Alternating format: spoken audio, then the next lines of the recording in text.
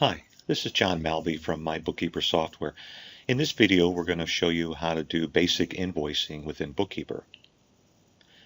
So in Bookkeeper, to do invoicing, you go to the sales section on your main screen here, and you will see an area where you can set up your different items and services that you want to include on the invoice, as well as the ability to manage customers and create invoice and receive payments. So today we're going to focus on just creating invoices. So if I click on the invoice link, Bookkeeper opens up the main invoicing screen for you to work with. And in the upper left corner is where you would select your customer. Now in Bookkeeper, you don't have to enter customers. If you want, you can, but you can just enter invoices just with anonymous customers. And this is beneficial if you were doing it, say, for a point of sale system where you don't want to enter all customer information. So the option's up to you. But I'm going to select a customer here. And when I do that, I get their address filled in. I would show if they did have a balance would show up here. Also the ship to information is available. I can also click this icon to get some information about this customer sales. So it'll show me their open invoices, payments, it'll show me some graphical information. I can also click here to look at all their transactions and drill in a little bit further if I needed to. So once you've selected your customer or not, you'll see in the invoice details section, Bookkeeper automatically increments the invoice, selects the invoice date and the due date. There are several types of invoices that you can have. So in this case, we're looking at service, but you can change to product, and you can see that some of the headers information here will change. In this case, product, there's an item code. If you want a professional invoice, which is really just basically a description, you can have that as well, or there's service. In the payment drop-down, you can decide if you want to receive the payment later, which will mean you create the invoice, and then at some point you'll be waiting for the payment from the customer, and you can enter it then. Or you can choose to receive the payment now. The difference with that is that once I save this invoice, it's going to bring me right to the payment screen for this customer and this invoice so I can receive payment. And again, if you were using Bookkeeper in a point of sale environment, this would be beneficial, so you can kind of just jump right to receiving the payment. Installment billing is also available, so if you wanted to set this up for installments, you can do that as well. So I'll leave this as set payment later. This checkbox here is if you want to create an estimate instead of an invoice. The layout's pretty much the same. What will happen is you will just see that the estimate numbers will change, and you'll have a good until date instead of an invoice due date and with an estimate date. This will print an estimate as opposed to an invoice when you go to print this as well. All right, so I'm going to leave this as an invoice. For your terms, you can set your terms, PO number. If there was a specific job you wanted to relate this invoice to, you can click here, and based on the customer you selected, all the jobs will show up here. This field here is a custom field. If you wanted to capture any specific information, it's totally up to you how you want to enter this, whatever information you want. If I click on this link, it brings me to an area where I can manage my custom fields within Bookkeeper. And if I go to invoices, I'll be able to see here that I can set up the whatever the title of that field is. So if I just wanted to change to customer number and click OK, it'll bring me back here and it'll update this field. And you can track this for all the customers that you have. If you wanted to put in a salesperson, you can do that. You can just type in their name, and then going forward, it'll be selectable in the drop-down. So once you have the header information set for your invoice, now you can add items to the body of the invoice. Click on items or services, and what will show up here will be all of the items that you've identified in your items and services setup, as well as your inventory.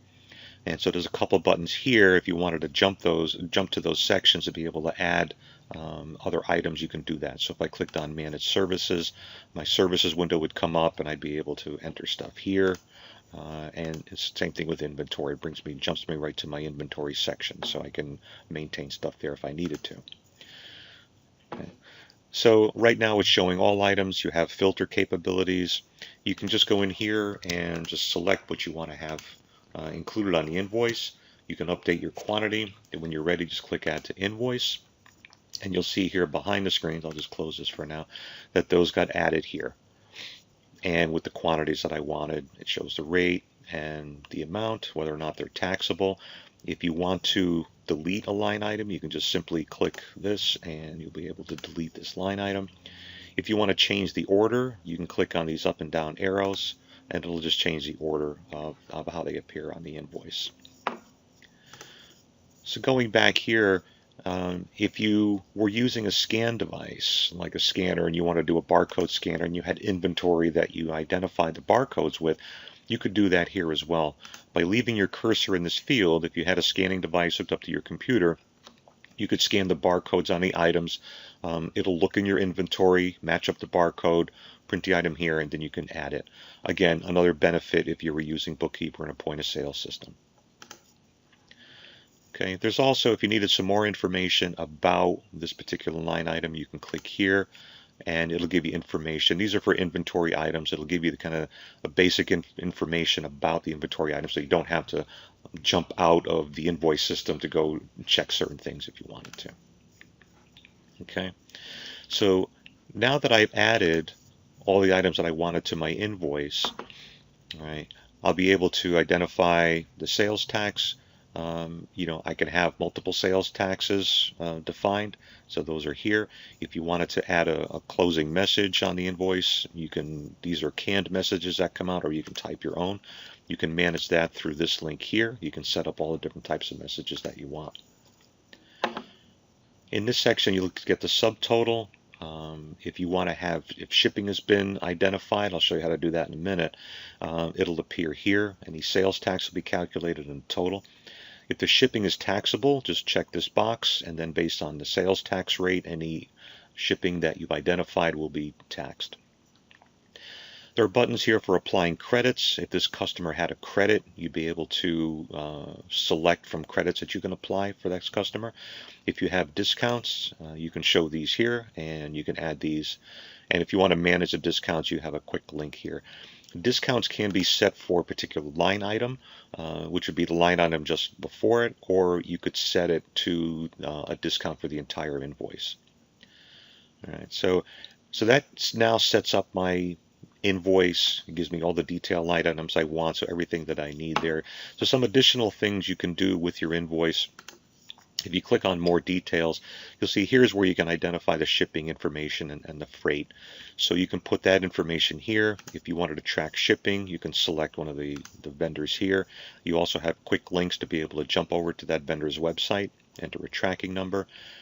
If the freight is paid by the company, you can check that here, and that'll affect how this gets set in your general ledger.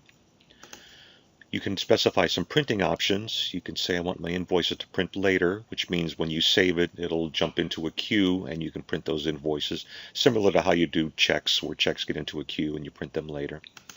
You can just say I don't want this invoice to ever print.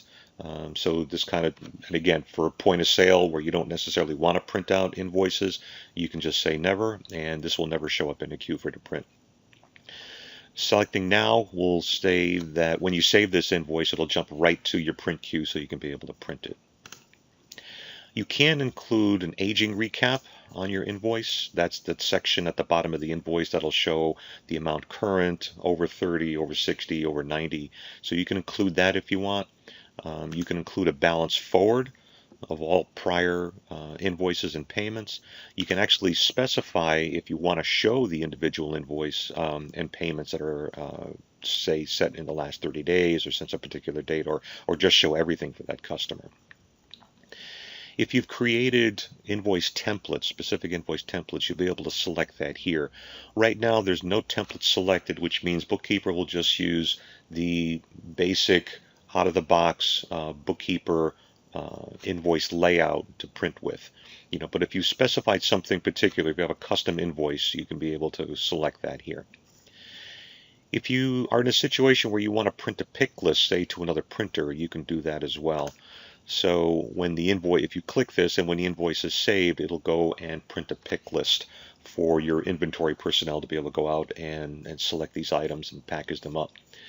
And if you can set a different printer if you want. So let's say you're in an office and your printer is in the warehouse. As long as it's on the network, you can be able to select that here. So when the invoice is printed, it'll go and print out a pick list for your warehouse in a different printer if you want. And if you were looking at an existing invoice and you wanted to be able to print that pick list, you could do that print now and it'll print it right away. You can set up recurring invoices. So you can say, I want this invoice to recur every week, month, quarterly, yearly. Set it for the next time you want it to occur. You can say how many times I want it or stop it after a certain period of time. And you have options. You can retain the unit price on future invoices. So every time this invoice gets regenerated, you can retain that price or not. Same thing with discounts. And you can also add some notes if you want that are tied to this invoice. If this were an existing invoice that you were looking at, you'd be able to click here and see all the payments on that particular invoice. And the copy from button is if you have an invoice that is very similar to another one you just did and you want to clone it, you can click this copy from button and that'll give you a list of invoices you can copy from and it'll copy all the information over. And that's it. That's pretty much how you work with invoicing here. There'll be other videos to show you how to create specific invoice templates. Also videos on how to show you to create customers so that they can receive invoices electronically through PDF. So thanks for watching and thanks for being a Bookkeeper customer.